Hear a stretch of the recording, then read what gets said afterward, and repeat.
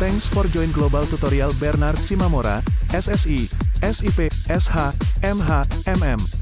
Subscribe, like, and share. Selamat mengikuti. Mata kuliah, Administrasi Pertanahan. Topik ke-28 dari 90 topik. Prosedur administrasi permohonan hak atas tanah. Undang-Undang Pokok Agraria tidak mengatur bagaimana prosedur permohonan hak-hak atas tanah dilakukan. Untuk kebutuhan ini, dikeluarkan Peraturan Menteri Dalam Negeri Nomor 5 Tahun 1973 tentang ketentuan-ketentuan mengenai tata cara pemberian hak atas tanah. Peraturan Menteri ini dikeluarkan untuk melaksanakan Permendagri Nomor 6 Tahun 1972 tentang pelimpahan wewenang pemberian hak atas tanah dan Keputusan Menteri Dalam Negeri Nomor 88 Tahun 1972 tentang susunan organisasi Direktorat Agraria Provinsi dan susunan organisasi Direktorat Agraria Kabupaten Kota Madya. Menurut Pasal 1 Permendagri Nomor 5 Tahun 1973, yang dimaksud dalam peraturan ini dengan hak atas tanah adalah hak milik, hak guna usaha, hak guna bangunan, hak pakai, dan hak pengelolaan. Sebelum membahas bagaimana prosedur permohonan hak atas tanah, berikut ini akan diuraikan apa yang dimaksud dengan permohonan hak atas tanah, siapa yang berhak memohon, kepada siapa memohon hak apa saja yang boleh dimohon, dan bagaimana proses permohonannya. Effendi Pranginangin menyebutkan bahwa yang dimaksud dengan permohonan hak atas tanah adalah suatu proses yang dimulai dari masuknya permohonan kepada instansi yang berwenang sampai lahirnya hak atas tanah yang dimohon itu. Mengenai siapa saja yang dapat memohon hak, pada dasarnya semua orang warga negara Indonesia dan Badan Hukum Indonesia dapat memohon hak atas tanah sesuai dengan ketentuan perundang-undangan. Bagi orang asing juga dapat memohon hak atas tanah tertentu jika dimungkinkan oleh ketentuan peraturan perundang-undangan. Secara umum, dapat dikatakan bahwa yang berhak memohon hak atas tanah di atas tanah tertentu ialah orang yang mempunyai hubungan hukum, kepentingan atas tanah tertentu. Permohonan untuk memperoleh hak atas tanah ditujukan kepada pejabat yang berwenang sebagaimana dimaksud Peraturan Menteri Dalam Negeri Nomor 6 Tahun 1972 tentang pelimpahan wewenang pemberian hak atas tanah. Untuk permohonan hak milik atas tanah untuk bangunan, permohonan ditujukan kepada 1. Gubernur, Kepala Daerah jika luas tanahnya 2.000 meter persegi atau kurang. 2. Menteri Dalam Negeri jika luas tanahnya lebih dari 2.000 meter persegi. Permohonan unluk memperoleh hak guna bangunan ditujukan kepada 1.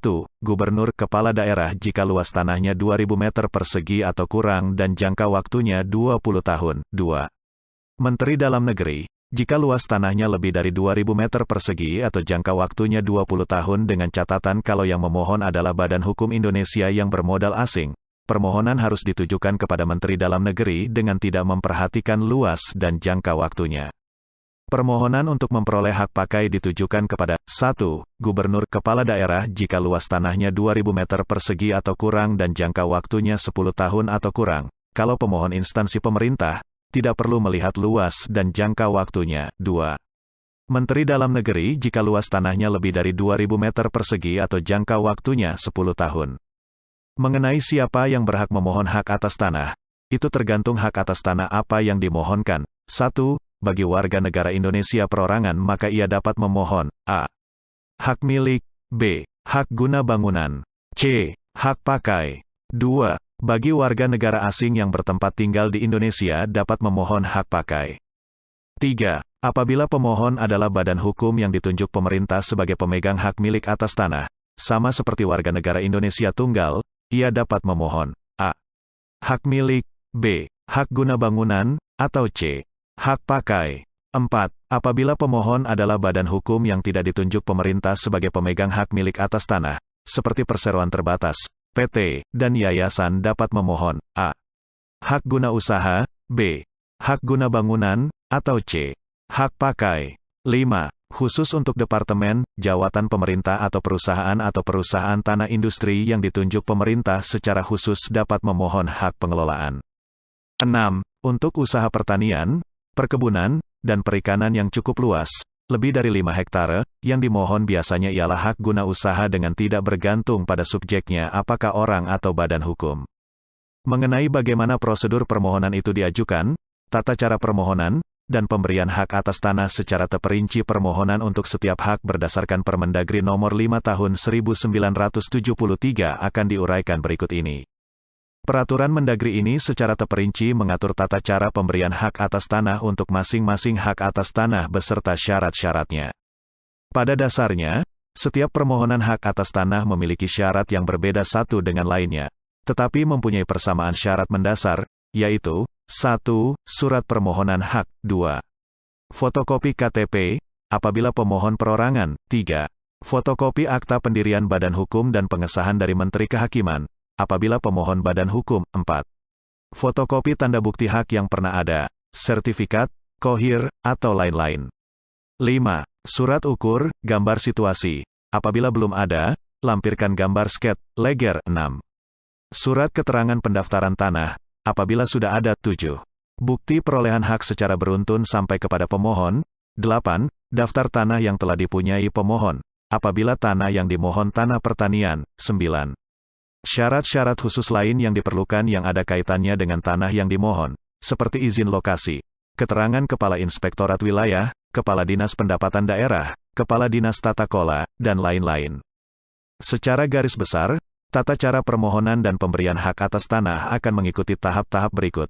1. Pemohon mengajukan permohonan tertulis kepada pejabat yang berwenang memberikan hak yang dimohon.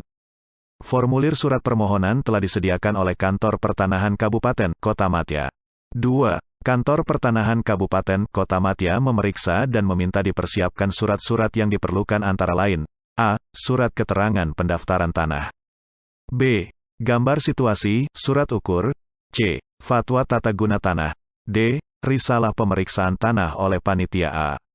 3. Berkas permohonan yang lengkap oleh Kantor Pertanahan Kabupaten Kota Madya dikirim kepada Gubernur Kepala Daerah setempat melalui Kantor Badan Pertanahan Nasional Provinsi.